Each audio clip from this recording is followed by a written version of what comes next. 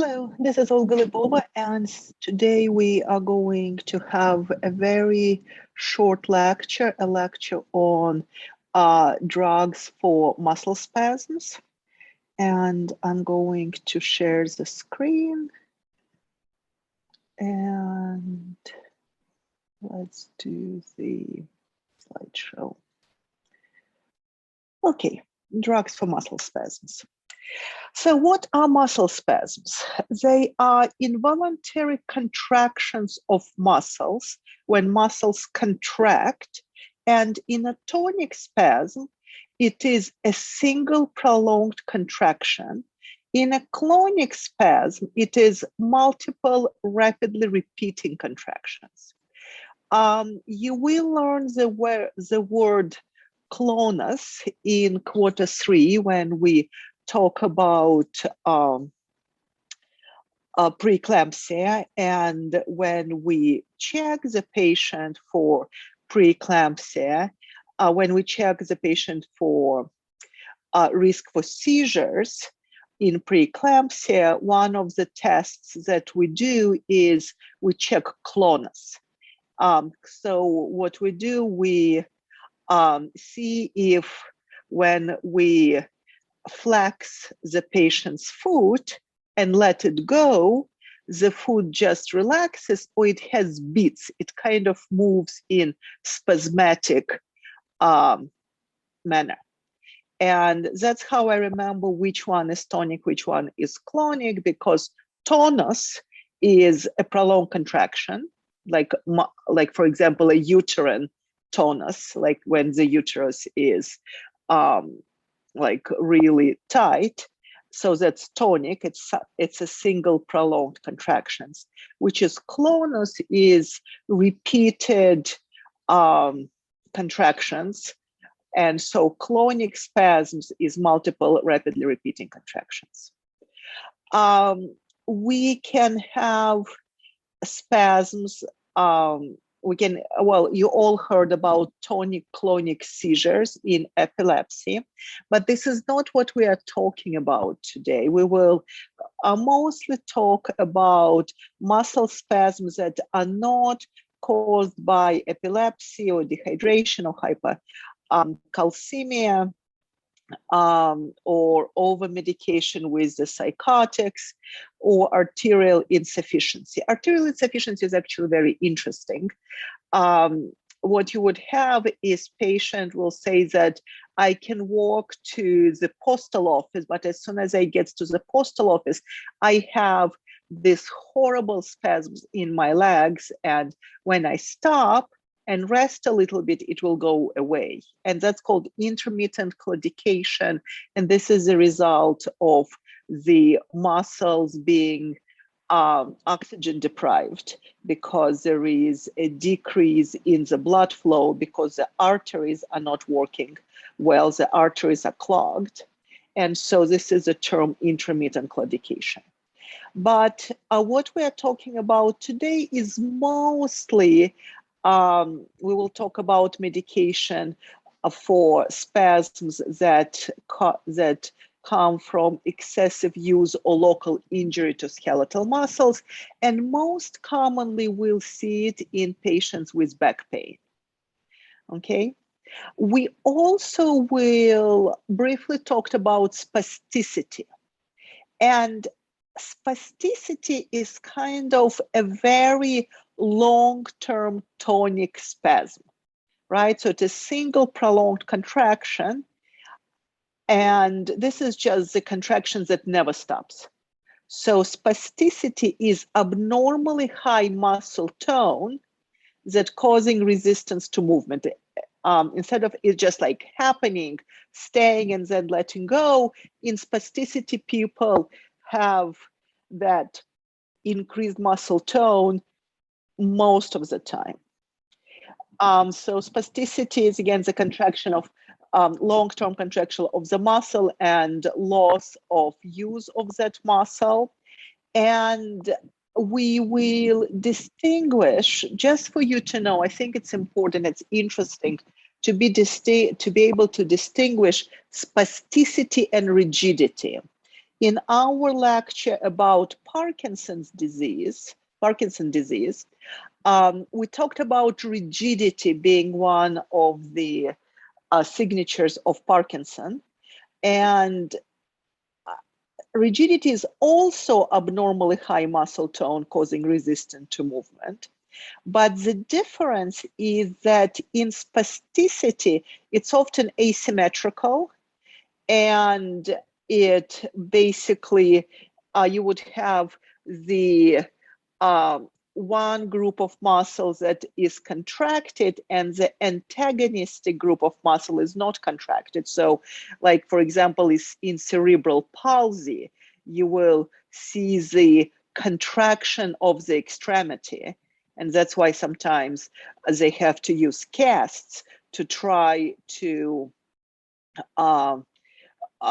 overcome that spasticity. So the spasticity is dependent on amplitude and velocity. So basically, if we are trying to check the muscle, we try to move the muscle, we can first like move the patient's arm, but the more we are trying to move it, the more resistance there is. So the resistance is amplitude and velocity dependent. In rigidity, the resistance is independent of velocity, and it can be detected even with very small, slow movements. Okay, and so rigidity is present in Parkinson's, and spasticity is present in multiple sclerosis, in cerebral palsy, in spinal cord injury, brain injury, stroke, and dystonia. So when we talk about medications for treatment of muscle spasms, typically, as always, we start with non-pharmacological treatments, and there are a lot of different non-pharmacological treatments available for muscle spasms. We all know about physical therapy, application of heat and cold, and so on and so forth. When we start talking about pharmacological treatment, our first line of defense is typically the non-steroidal anti-inflammatory drugs, or NSAIDs. And the beauty of NSAIDs is that they're both analgesic and anti-inflammatory, right? They take away from pain, they take away pain, and they reduce inflammation.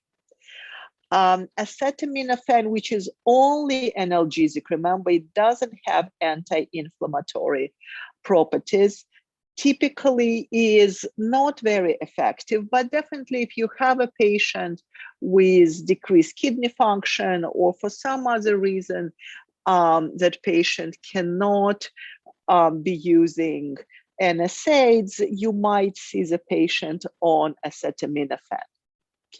And so this is our first line of defense. Our second line of defense, the use of centrally acting skeletal muscle relaxants. And so our goal in this treatment is minimize pain and discomfort, increase range of motion, and improve ability to function independently. Okay, so let's talk about centrally acting skeletal muscle relaxants. Again, they're used to treat local spasms resulting from muscle injury. This is the most common indication of centrally acting skeletal muscle relaxants. And their mechanism of action is to inhibit upper motor neuron activity. And so their side effect is a potential for central nervous system depression, which would be sedation, and it also can have hepatic toxicity and anticholinergic effects. So our prototype drug is cyclobenzaprine. It used to be mostly known as Flexeril, That used to be the brand. I think Flexeril as brand has been discontinued, but it's still available as generic or as Amrix as a brand by a different company. So what do we know about it? It is very interesting. It is, the pharmacological class is catecholamine reuptake inhibitor. Okay, so it because it inhibits reuptake of catecholamines, which is your dopamine and norepinephrine and epinephrine, it increases the amount of catecholamine available at the synapses. So you immediately start thinking, oh, so I should be very careful if this patient is already on adrenergic medication, on anticholinergic medication, right, and on MAO inhibitors, right? As soon as you have an increased amount of catecholamine, you think about those MAO inhibitors. It says here that the mechanism of action is similar to that of tricyclic antidepressants. So again, we need to make sure, like we will expect that there is a lot of interactions with other medications. And again, as I said, this drug causes muscle relaxation for the acute injury, but it is not effective in the cerebral palsy or multiple sclerosis or stroke patients, right? Like our typical spasticity patients. What is important to remember, very important to remember for the exams, that patients should not be on cyclobenzaprine for more than 2 to 3 weeks, okay? So not more than 21 days. It is not used for pediatric. We also need to be very careful with patients older than 65 because they are more likely to experience adverse effects. I don't remember if I already mentioned to you guys something called Bear's List, which is a list of medications that providers should be really careful about with elders. And so there's a lot of medications that we use on Bear's List. So, and you will definitely see your older patients on these medications, but you just need to be aware that they're more likely than general population to experience side effects. Your adverse effects include drowsiness, blurred vision, dizziness, dry mouth, rash and tachycardia. And I think we already mentioned angioedema. All right, so eye swelling, tongue swelling, maybe even airway swelling. And the symptoms of angioedema, a lot of times is the patient says it's difficult to swallow, or they develop this like feeling that they cannot swallow. And angioedema, I think we talked about it when we talked about antibiotics, certain antibiotics and certain antihypertensive medications like ACE inhibitors and ARBs. Angioedema will react to Benadryl because it is connected to histamine release, but it is not an allergy, it is a side effect. And contraindication is dysrhythmias and cardiovascular disease. As you can imagine, any medication that has a potential of suppressing central nervous system can interact with alcohol. So just like with our opioid analgesics. You should not use these medications with alcohol, or for that matter, for opioid analgesics and with MAO inhibitors. Interestingly enough, we do not have specific treatment of overdose for cyclobenzaprine. Instead, we are using the same physostigmine that we use to reverse symptoms of poisoning with drugs with anticholinergic activity, right? Although this medication is not an anticholinergic medication, but because it is dopaminergic, right, which is because it increases the amount of norepinephrine, it would have, the overdose would have, and the side effects that are very similar to anticholinergic. So you would use the same physostigmine that is a cholinergic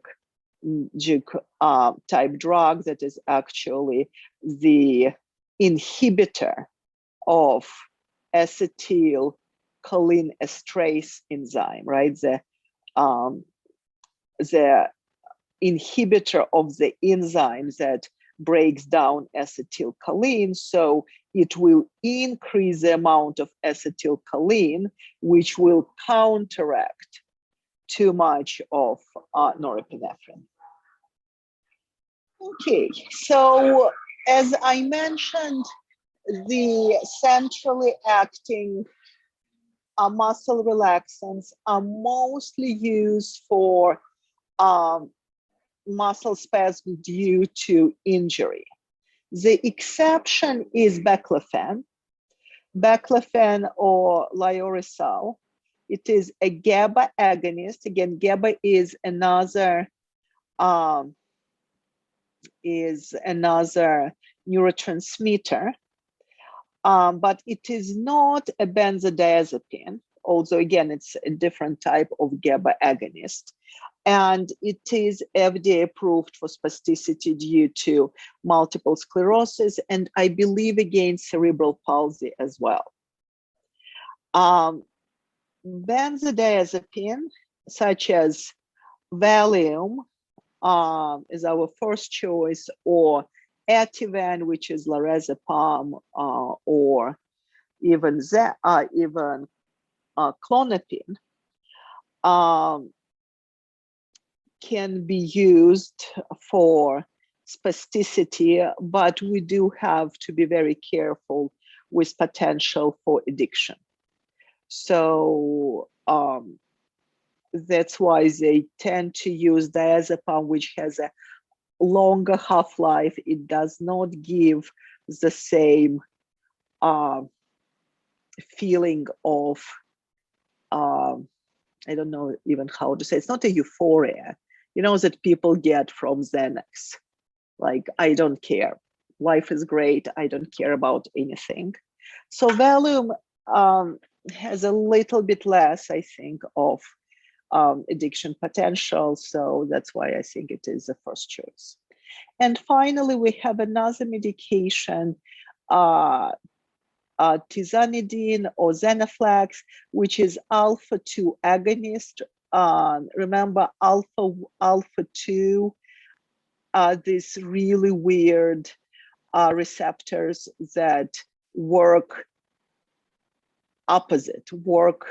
in an opposite way. So alpha-1 agonists would actually stimulate the presynaptic receptors and possibly decrease the release of norepinephrine, which is really weird and doesn't make any sense, as always, but just know that it exists. Okay, it will not be on the test.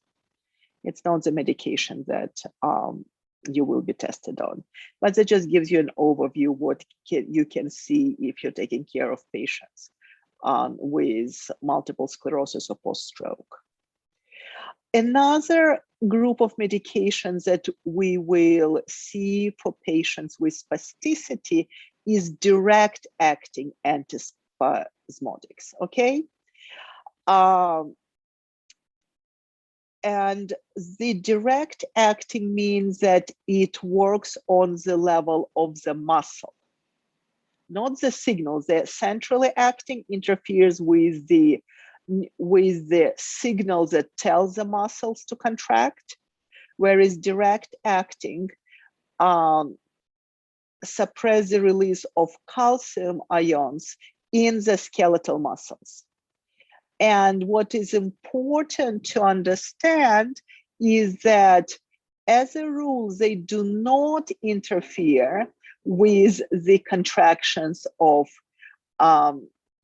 the heart muscle, right? Because that would be really upsetting if we give somebody the medication for spasticity, and that would interfere with the work of the heart, decrease the contractility of the heart.